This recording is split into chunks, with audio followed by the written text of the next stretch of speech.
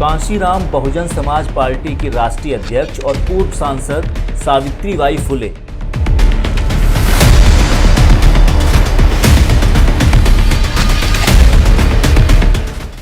मोदी सरकार भारत को बेचना चाहती है। आरएसएस और बीजेपी की सरकार को 2022 और 2024 में अगर सत्ता से बाहर नहीं किए। 15 अगस्त 2021 से देश भर में भाजपा हटाओ देश बचाओ आंदोलन शुरू करने जा रही है। 15 अगस्त 2021 से मैं उत्तर प्रदेश के प्रत्येक जनपदों में बहुजन महापंचायत आंदोलन में करने जा रही हूँ। आंदोलन का नाम होगा भाजपा हटाओ संविधान बचाओ। बैनर के तले उत्तर प्रदेश के प्रत्येक जनपद में चल करके बहुजन समाज के लोगों को एकजुट करके बहुजन समाज को जगाने का काम मैं करूंगी। इस आंदोलन का समापन लखनऊ में होगा। आंदोलन का उद्देश्य 2022 में यूपी की सत्ता से और 2024 में केंद्र की सत्ता से भाजपा को बाहर करना है। बहुजन समाज के लोगों को अब एकजुट होने की जरूरत है। अब जनता आगे है, नेता पीछे हैं, और जो नेता जनता के मन मुताबिक काम नहीं करेंगे वो नेता पीछे होंगे। मैं भौकाल में राजनीति नहीं करती। मैं भाजपा जैसे पार्टी को लात मार करके भारत के संविधान को बचाने के लिए मैं निरंतर संघर्ष कर रही हूँ। और मैं तो कहती हूँ कि स्वार्थ में लोग ना पड़ करके बल्कि बहुजन की आजादी के लिए, संविधान को बचाने के लिए सबको एकजुट होना चाहिए, सबको मंच पर आना चाहिए।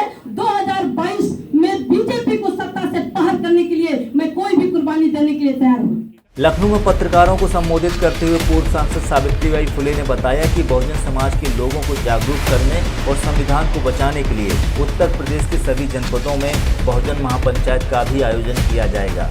पूरे उत्तर प्रदेश में भारतीय संविधान को बचाने के लिए बहुजन महापंचायत का आंदोलन में करने जा रही हूँ, जिसका समापन 2021 में मैं उत्तर प्रदेश की राजधानी लखनऊ में करूंगी।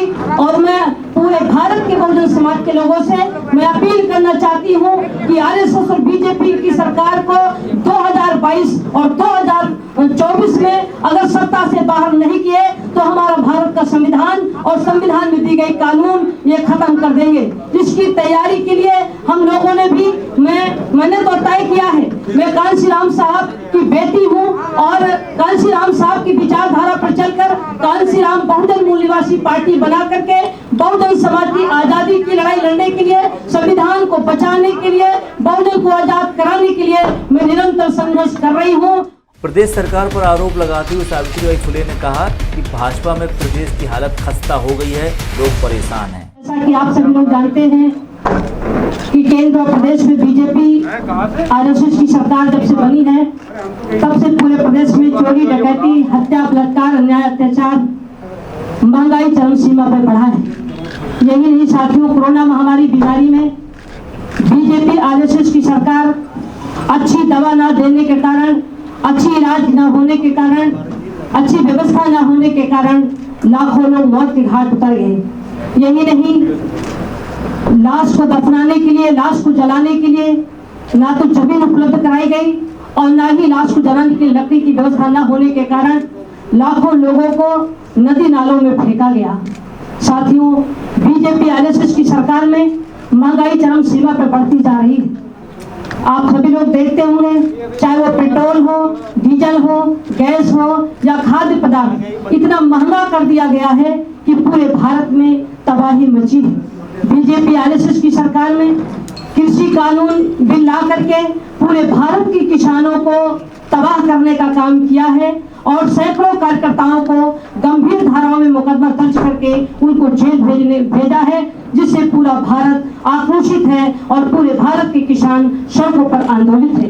इसके अलावा आरक्षण पर बोलते हुए उन्होंने बताया कि बीजेपी आरक्षण के खिलाफ खिलवाड़ कर रही है। कि बीजेपी आरएसएस की सरकार में भारत के संविधान में दिए गए कानून और आरक्षण के साथ लगातार खिलवाड़ कर रही है, संविधान को खत्म करने की लगातार साजिश कर रही है, जिसको लेकर 2017 से बीजेपी में रह करके भी जब मैंने देखा कि बीजेपी की सरकार, आरएसएस की सरकार भारत के संविधान की विरोधी सरकार है और आरक्षण की विरोधी सरकार है, तभी 2017 से ही बीजेपी सरकार को निस्त नाबूद करने के लिए मैं सदन से लेकर सड़क तक लगातार मैं आंदोलन करती रही हूँ। आपके लखनऊ में चाहे वो कांशी रामेश्वर की उपवन में आंदोलन मैंने किया और रमाबाई अंबेडकर मैदान में भी बड़ा आंदोलन किया।